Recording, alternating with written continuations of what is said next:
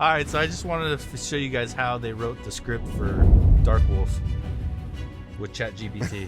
I haven't even read it yet. Haven't even looked at it. I typed in something to ChatGPT. Let's see if this fits and if you guys would believe that this would be part of the show. Let's see. Motivate us. Listen up, brothers. We've been through hell together. The kind of hell that burns away weakness and leaves only steel.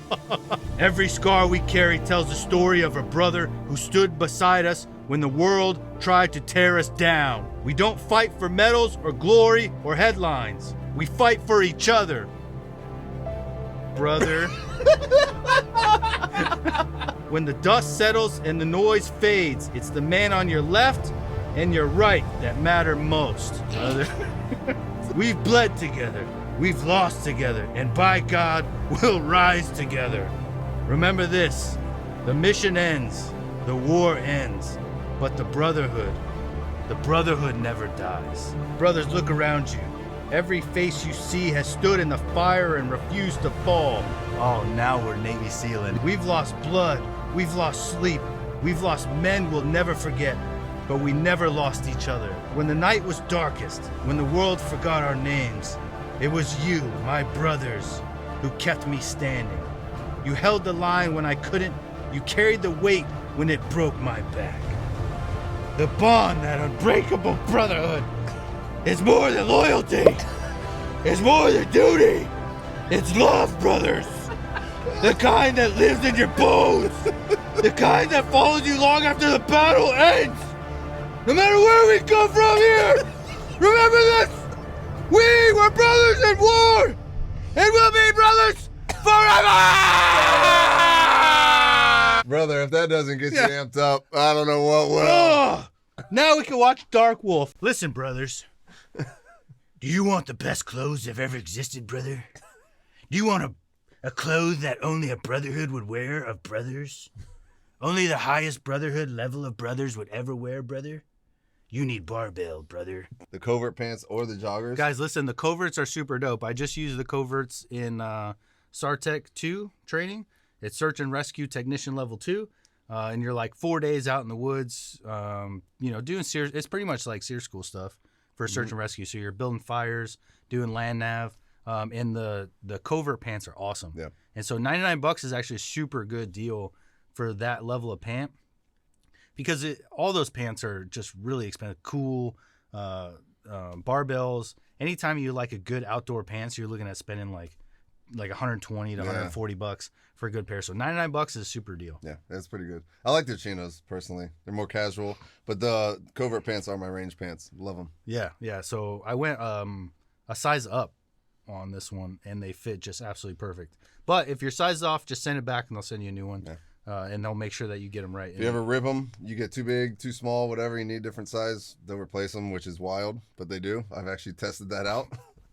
So yeah, so I'll probably get another. I'll probably message them for another pair of those covert ones. Check them out, barbellapparel.com. They got their sale, early Black Friday sale going on now, starting November 3rd, I believe. That was a good ad, brother. Yeah, brother.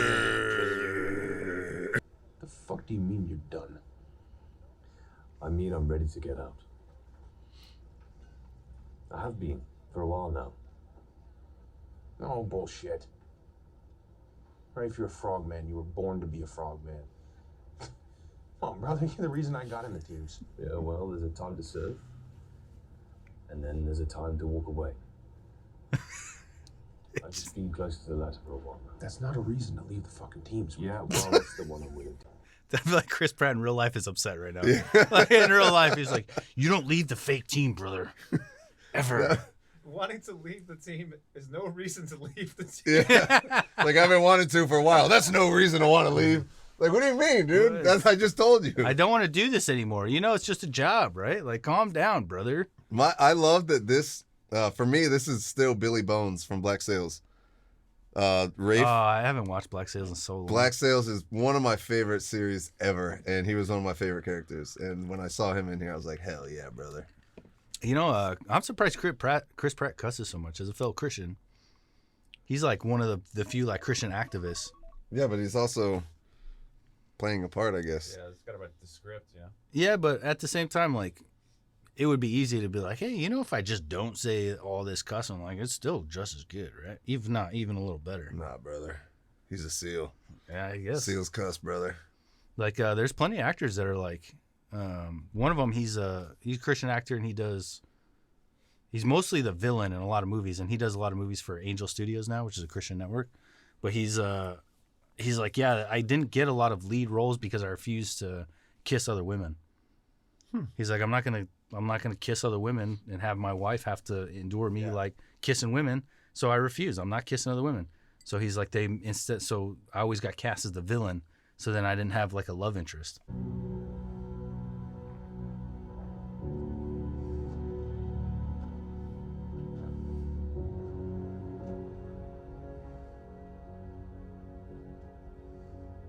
You've broken that trust.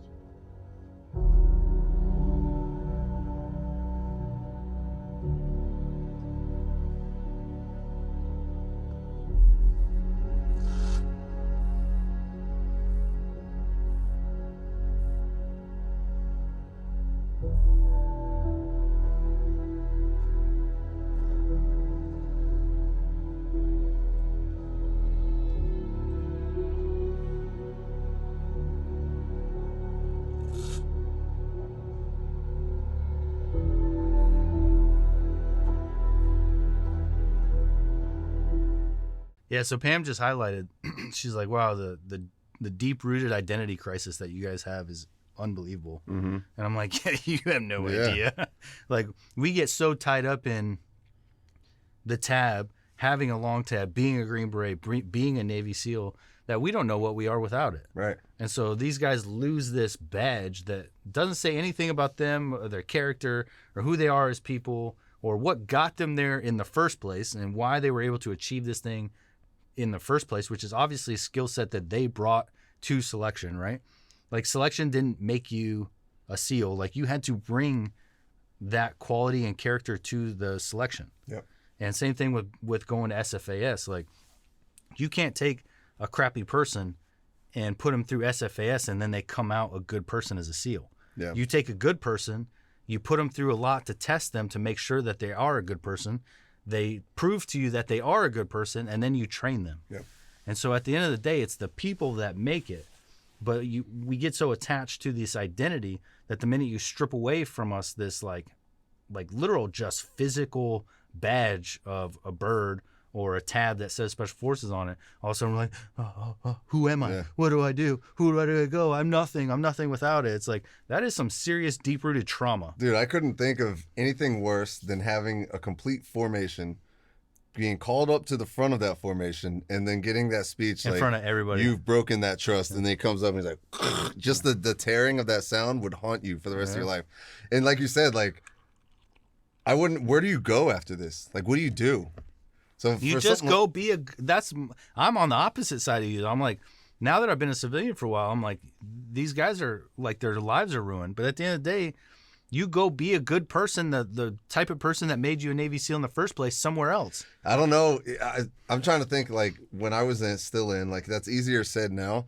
But when you're still in and you're living it and this is everything to you, that's got to be like worse than death at that point. Right. That's the problem. That's the deep-rooted problem is that it's like inside of us. It's an issue that we have. It's an issue that we have, that we achieve this thing, and then that thing starts to define who we are. Yeah, it does. So then once you take away that thing, we start to lose ourselves. We become depressed and alcoholics and start raging and go off and do stupid stuff. Yeah, I mean, it's blowing up vehicles in front of hotels or whatever crazy thing, trying to smuggle drugs, beat your wife, like all the crazy thing that all these special operations guys have done. Is we have this deep-rooted trauma, and the only thing we know is we're put on a pedestal by society because of this thing that we did. You want to do something special, so especially stupid a lot of times. And it's bad enough when you get out voluntarily on your own. Like, I know I went through an identity crisis when I got out. Me too. It's like all of a sudden you don't have this, but having it stripped away from you, I feel like would be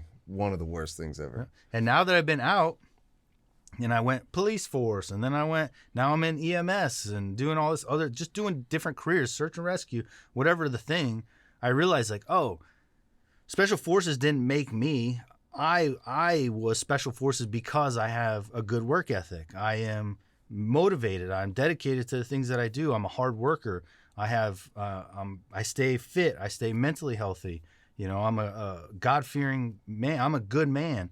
When I attribute a lot of that mental health growth to my faith, but it helped me to realize, like, God, we all want to feel special. Yeah, it took a long time for me to accept that I am a good person and I am a valuable person, and that's why no matter what I go do, I will be valuable.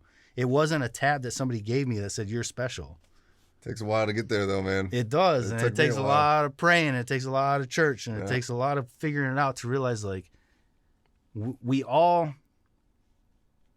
all made. I believe that we're all made by a creator, so we all are special in our own way. We all are, but then we confuse that wanting to be special with our egos, and we have this like crisis of trying to figure out why deep down we feel different and special. And we know that we're a little bit different than everybody, and there's something positive about us that other people don't have, but we don't know how to identify that. Mm-hmm. But it's faith that helps you to kind of like center that and realize, like, because you were made and he knew you before you even existed. And you're like, oh, okay.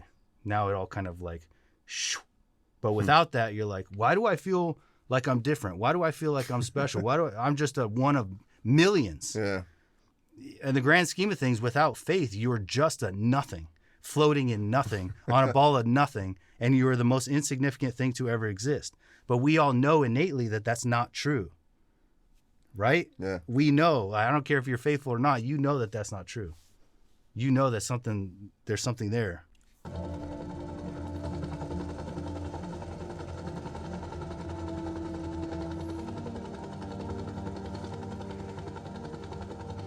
I don't need this after all.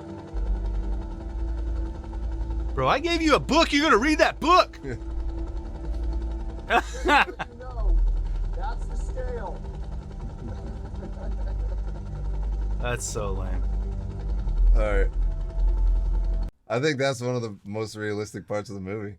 Just putting a joke in there. Well, yeah, just like the amount of that are in special operations. Oh, dude. And they're everywhere. Like, we used to have cards of nude male models, and it was a card. And so, like, I know. Yeah, I'd send them to you guys, but like when you're going places, like people are shoving, like you put on your kit and like you go in your mag pouch and there's a, or like when you give somebody a gift, there's always a card in it, or if they leave their stuff open, you're throwing cards in there. It's all over the place. We're so immature. We are. It'll be like the most serious situation ever, and all of a sudden you're pulling out and you're like, oh. Dude, I remember one of the Bravos on my team was going up, and he's like, in Comcam, just gets him this epic moment, and he's like peering over, and this is in combat, dude. Like, he is in combat, and on his back is just a giant wiener, just a raging boner, and the Comcam is like getting this epic pic and just kind of highlighting the boner on his back, and he's just clearing buildings. We're like, we're in it, dude. This is a real deal. And then it's just, this guy was like this big. The coolest picture of his entire career. Yeah, and it's got a penis on the back. Yeah, just a rager, dude. And that guy was not short. I remember when I actually, funny enough with the SEALs, when I realized it wasn't just SF, I was doing a school and we had a couple SEALs in there. And we were all like living in this like bay in this house. And I go upstairs and the SEALs had drawn this giant penis on the wall. And I was like, all right. All right, these guys are cool. It's not just us. They're like, welcome, brother. Yeah, brother. I didn't have that much interaction. My team was actually deployed with SEAL Team 6 in Africa. There was SEAL Team 6. And then on our deployment, we didn't interact with SEALs. And then on that show, I had to interact with one of the SEALs, and I was not a fan of him from the minute we had to do this event together where you had to carry, it was like, what was it? I think it was 2 buckets filled with concrete, and then we both had to carry like one side and then around a block. And it was just like 4 times. And this SEAL from that show, you guys all know who I'm talking about. And he picks up the thing, he starts taking off running. And I'm like, dude, what are you doing? And he's like, bro, I got a bad back. Like, we got to go. And I was like, my guy, use your brain. This is for time. It doesn't matter how far you go. You're still going to You're still going to be going. And he goes, we have to move fast. I have a bad back. We just got to go. And I was like, I'm trying to keep up with him. He's like pulling me and he's pulling this thing. And I'm like not out of shape. I'm a fit dude. I just don't want to be an idiot. You don't want to sprint the whole I don't thing. want to sprint with buckets of concrete knowing that it's for time. So I'm like, my guy, it's for time. It don't matter if we stand here and don't move for the time. Once the time is up, we're done. Do you not? What part of your brain is not understanding this? Hey, brother. And he's like, move. And he's just pulling me as he's running. And I was like, this guy is like killing me. You're not dude. in buds anymore, dude. Like, I don't, he's like, I have a bad back. We just got to go. And I was like, bro, like if there were like, hey, one lap, I get it. Yeah, let's do run it out and let's bang this lap out and be done with it. But it was 4 time. Like, hey, you guys are going to be doing this for 15 minutes. Right. Whether you do 1 lap or 10 laps. So you might as well get comfy and get a cruise pace and just make it go as slow and comfortable as you can without making it look like you're sandbagging. That's one thing I noticed, actually, funny enough, about the SEALs that were in my mountain school. When we did that, we had a couple SEALs on the team, and that's the team that wound up getting stuck on that mountain overnight. Yeah, I remember making fun of all you guys. And well, what happened was the SEALs both SEALs were put on that same team, and they were like trying to jackrabbit up the hill. Like they were in the front, like pushing the pace super high. And there was a couple guys that were a little bit out of shape that were SF guys, but they couldn't keep up with the pace. But trying to keep up with that pace, they just went down. They went into rhabdo, and some other crap happened. So the SEALs were taking off. Yep. Jackrabbiting. Yep. And then the Green Berets were trying to keep up with them. Yeah. And ended up getting rhabdo. Yeah, so they were basically just going, like, normally in the mountains, like, you're not going to be moving fast. You're at altitude. We were carrying a bunch of weight. Generally, in something like that, you're trying to conserve your energy as much as possible. But they just, everything that we did, they did fast. I guess it's like a SEAL thing where from, like, buds, where you have to go, like you were saying with that guy. I guess it's just ingrained in their minds. Dude, it was just crazy to me. Cause I'm like, it doesn't make sense. Right.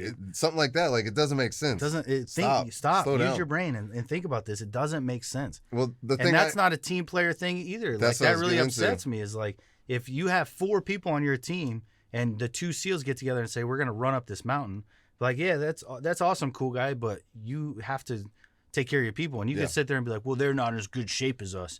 Well, it's like, or because of your decisions and trying to be cool, you had a multi-day operation of getting rescued off the side of a mountain. You put people's lives at risk because a storm was coming in, wasn't it? Yeah, there was helicopters came out. Like there was a huge like drain on the community at that point because of that. You cost the taxpayers actual money, and quite a bit of it, thousands and thousands of dollars, because you can't decide when to be the runner through the door and to when to take a step back and say, this is the mission, this is what our team capabilities are, and this is how we're going to operate. And it's like, that's not intelligent. That was the big thing about it too, is like when you're going through mountaineering school, that's one thing they teach you is like to be able to notice and recognize the signs of HAPE or HACE, which is high altitude pulmonary or cerebral edema. It's like when people deal with altitude sickness and stuff like that. And so like they just didn't care. And that was on the SEALs there. But other than that, we did have another SEAL in our mountaineering class, and he was squared away. There's one of the best dudes I ever met. Yeah, there's always going to be like really good ones. So you can't like just dog on a whole. Yeah. Because that's never the case. There's always going to be examples. There's Green Berets that would do the same thing. Yeah, for sure. You know, and so but it highlights the type of person. So if you took like all the SEALs and all the Green Berets, you put them together, and you had like a team week, you would make your pick of the top guys, and it would be a handful of Green Berets and a handful of SEAls, and you would make your top, you know, all-star team out of those guys, and it would be based on physical fitness, it would be based on team dynamic, personality, intelligence, common sense. You would just pick, you know, your top people, and that would undoubtedly come from a mix of everybody, because they're always sprinkled everywhere. You don't just get your cream rising to the top. Like you always have, you know, the highest quality caliber of guy in regular Army infantry, in Marines, in Navy as a desk job. He just didn't choose that and didn't know his capabilities. So you literally just never know where the best of the best are going to be. I think that's one of the cool things that Delta does, because they select from everybody. It's smart. Doesn't matter what branch you're in, what your job is, you can go and try out, and if you make it, you make it. Yep. So I think they recognize that. They know that there's some of the best guys in the entire military sitting behind a desk somewhere. Yeah. And they know that. And they're like, well, if that guy gets a hair up his butt and decides now's my time, we want to find him. Yeah. Because we all want the best of the best. And if you only look at, well, this guy's already a Navy SEAL or he's already a Green Beret, like you're going to be missing out on some of the best dudes that are out there. Rent a couple motorcycles, and we take Germany's Black Forest High Road. Hairpins for days, I got a 100cc Vespa with your name on it. If that makes you uncomfortable, I'll let you in the back. Doesn't like it, that's fine. Concierge swears by this. River cruise on the mine. Who's that, Kurt? Who's that? I don't know. And who's the guy sitting next to him not wanting to do it? That's you, my friend. I know. Pause. This is 100% a Kurt and Sean scenario right here. Kurt wanting to do the most bizarre, weird things ever. We're going to ride Vespas through the mountains. That's awesome, dude. That's yeah. Sean, too. It's like, what's funny is this whole scenario, what happened is they are going to get on a flight. The flight gets canceled. So he's like, you know what? Screw it. I'll get the hotel. So he goes and gets the swankiest hotel, which is something that I would do. And then he's sitting there and he's like, all right, Sean, here's what we're going to do. Vespas. And you're like, I just want to sit here and drink my beer. You're right. I just want to get drunk until the next flight. And you want to catch Vespas and drive through the mountains. He doesn't like it. Okay. We could take a river cruise. He almost got you guys killed in Brazil, didn't it? It did. Yeah. It gave us an adventure of a lifetime. Adventure of a lifetime. I saw the pictures. Did. You guys were in danger. We were in danger, but that's when you know you're alive, brother. Yeah, brother. You were alive, all right, brother. Friend. There was a random fire burning in the middle of an intersection. Like, yeah. When you guys found yourself in it, dude. The Uber dropped us off. I was out. like, this is not good, dude. You're walking around with cell phones in your pockets and clothes on your body that is their entire year's salary to 2 years salary. You are lucky to have gotten out of there without getting shanked. That was, of all the places, Talk to your boy. all the places I've been around the world, that was the one time, or that was the time where I felt that I was in the most danger. Yes! Yes. So, what are the rules of this game? The guys at that table said they'll have drinking tonight. 500 euro bet. It's too much background noise, doll. Clean it up. On it. Don't get cocky. You're already 4 pints behind. I never lose.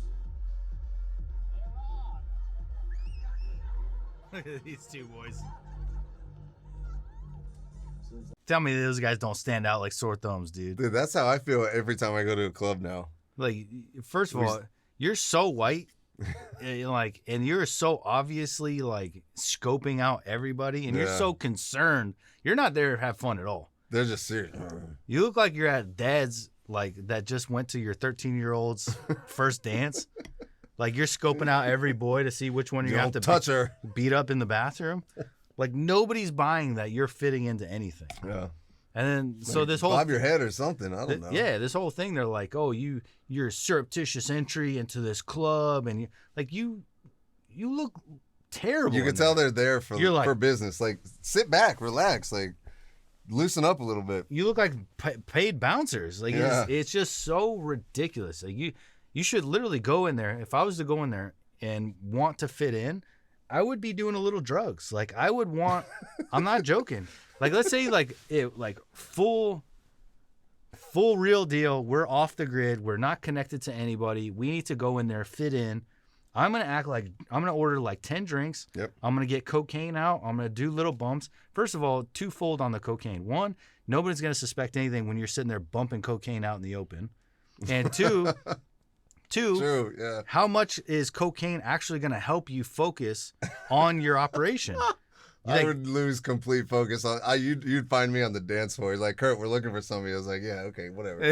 Like, this is the best party ever. But if you think about it, like that would be a great way to blend in. Is like do open lines of bump in the club in front of everybody. You're just like, taking it. First, again, the cocaine is going to help you focus.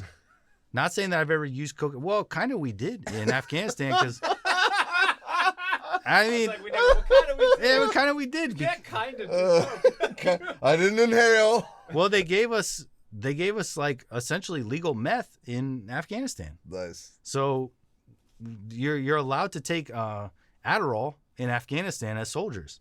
As special operations, you can take Adderall.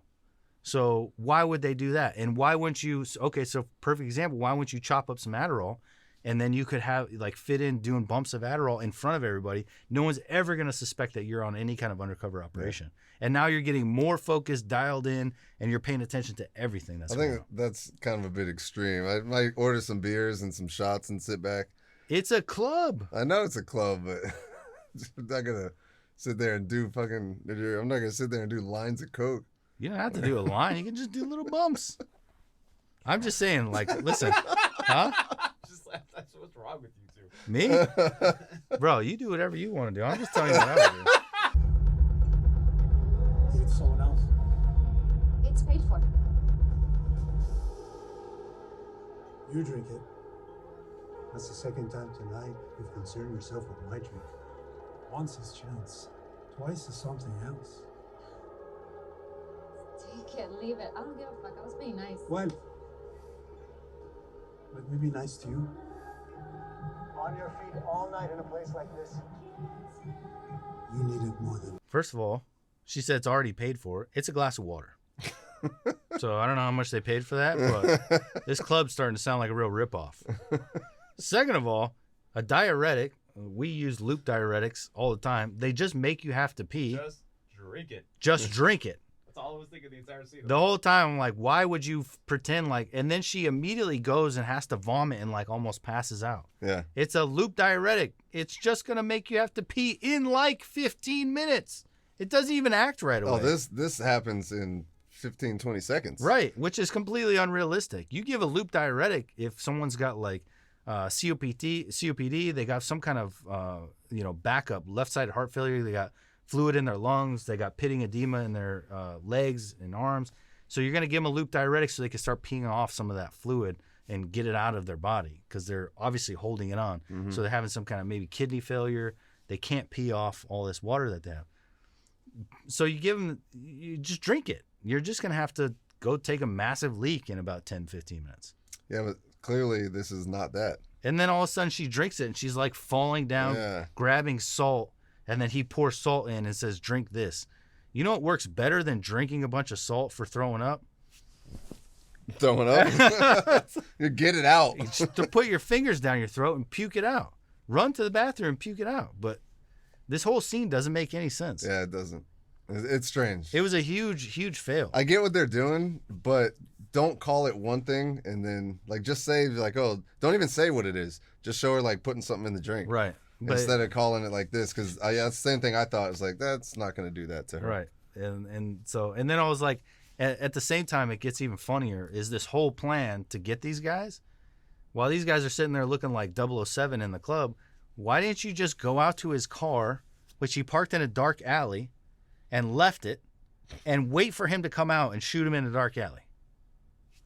We can get out of this entire packed club, but hey, brother, he just parked his car in the dark alley over there and left it unsecured by itself. You know, if we just hide underneath it, you know, we could just shoot him as he walks out. It'll be super simple. No one will even know we're there. You know, even a Canadian could think about that. Meanwhile, you're in the club doing bumps of cocaine. Yeah, dude. I'm like, Sean's having the time of his life. Yeah, and then you're out there just like.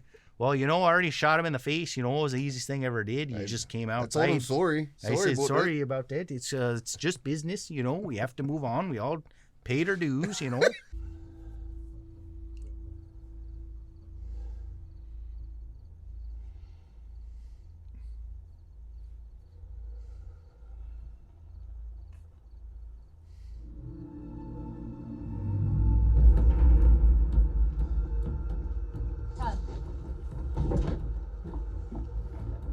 Sir, 3 minutes out.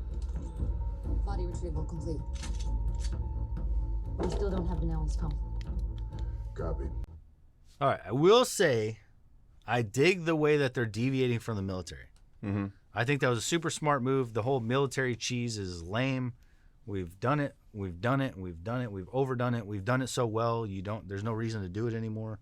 We have enough amazing military movies out there based on the last 20 years of war. So I really kind of dig the route that they're taking. And then they're making it kind of in no man's land, right? It's like, so you really can't truly mess up something that most people don't know all that well. And that's kind of spycraft. Like, there's not a whole lot of CIA agents out on YouTube, talking about CIA spycraft. So we could all be in this like mysterious gray area, and it makes it more believable. It does. So I think that was a very intelligent decision on them to go down that route, and I like it. I like the way they're going with it. Yeah, and this one I actually like how tactically we got to see where they're talking to him. He takes the earpiece out and he takes a breath and just sits there for a second. And Seals. basically in the military we call it SILS: stop, look, listen, smell. And it's where you just like stop everything, because once you stop moving, you realize how much noise you actually make, and then everything else you can actually hear what's around you. So he stops, and then he hears the footsteps. He's like, all right, he's that way. So I do like that, how it's like a little bit of tactics there, but also, yeah, like you're saying with the spycraft and everything, it's kind of mysterious. Yeah, like, it's fun. And so we could actually be in it. It's like, all right, these two Navy SEALs, and I dig the whole, like, they're not really in this they're not really in this organization, so they don't know how they operate. I don't buy that there's just like one dude on a phone and one chick in a van. Is like completely unbelievable. Like, how much intel can you develop with one guy sitting off site that has only his connection is to this one chick in the van? So essentially the chick in the van, it runs the entire operation. Yeah. She's the only intelligence happening, which is just like, I mean, that's a bad operation. You're just saying you're connected to the CIA and all you have is one agent in a van. Zero redundancy. Right. If she goes down, or her It's over. computer decides to her update computer or takes, reboot. Yeah, her computer takes a dump. When it's like she has no air assets, she has no drones, she has like no alternative comms. Like, she really doesn't have anything sitting in the van besides a computer that somehow is monitoring people's locations. Which Imagine if she got compromised and had to start up the van and drive somewhere. Now she can't get on the computer. Yeah, your whole mission's a wrap. And I was only saying female in the van to identify her, not to say that that's somehow less than because she's a female. Like, if there's a man in the van. Right. A man in the van would be a different story. Hey, brother, you got this. You know what I mean, brother? A Navy SEAL in the van. Now all of a sudden you can conquer the world. You can take down ISIS. But you have one agent in the van, like, with a computer that has very little access to anything at all. Yeah. It's like, and then you have one bartender. So that's your whole team, is this inside bartender. I'm pretty sure I could have just brought a gun into that club because there was like no security. Just walk up, shoot him, and leave. Yeah, it's the worst planned thing. Like, or don't go in the club, walk around to the alley. As soon as he pulls up, shoot him and his whole squad and bounce out, and you'd have been out of there in 2 minutes. That would have been the easier, more simplest plan. Their plan required so much to go right. He had to get the drink. He had to drink the drink, and we saw that didn't work. You had to then get he had them, to go to the bathroom. You had to get them the guns in a box of cigars, which is the dumbest thing ever. What are two guys going to do with a box of cigars? You got these idiots in the club trying to blend in when all you have to do, literally, he leaves the car, he comes back to the car at some point. Right there's your window. Right. Still go in so you could snort your Adderall, but then go right back out. You can snort the Adderall in the alleyway waiting for him. I'm just stuck on my snorting Adderall thing. I just really want to snort some Adderall. I just thought you guys would be like, yeah, I mean, it's a good idea. You're getting more focused and you're definitely covert. I mean, because if you think about it, what do they want any undercover agent to do ever? Is to do some drugs so they can prove that they're not undercover. So I thought, well, you could do that because you're not inside anymore, and do something that's going to help you focus and like actually accentuate your ability and your skill level. But you guys are like, it's a technique. Sean's a druggie now. That's a dumb idea. The next episode like, all right, well, Sean's going to sit down and be like, Sean, we're all here because we love you. Yeah. We all have something we'd like to read. I have no Adderall in my system.